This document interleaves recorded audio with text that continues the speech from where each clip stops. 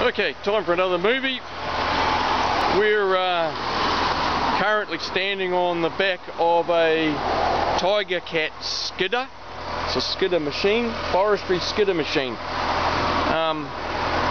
The special reason for making this particular video is to explain this antenna.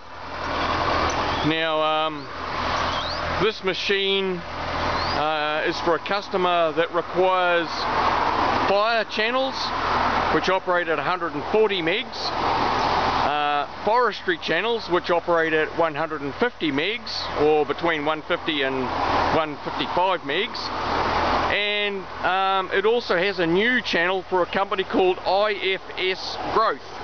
So it's India Foxtrot Sierra Growth. And the IFS channels operate at 166.4 megs. So the huge frequency separation between 140 megs and 150 megs, and an even greater frequency separation between 150 megs and 166 megs, means the antenna needs to be quite broadband. Now this antenna here is a RFI CD29 series antenna. It's capable of operating between 138 megs and 166 megs. So it's almost the only antenna that's capable of the entire bandwidth required. Of course, any antenna can go over that bandwidth, but then you get huge VSWR, which means that the radio will actually transmit very little and most of the power is reflected. So this antenna is designed to have minimal VSWR over that entire range. Now, what's unusual about this antenna is the way we've mounted it. This forestry company doesn't like their aerials up on the roof up here because they tend to wipe them off all the time.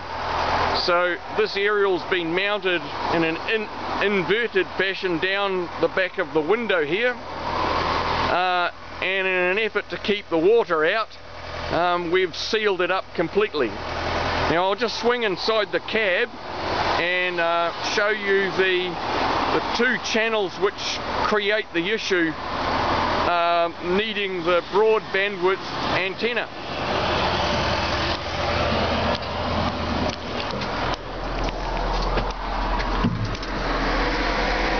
Here's the radio.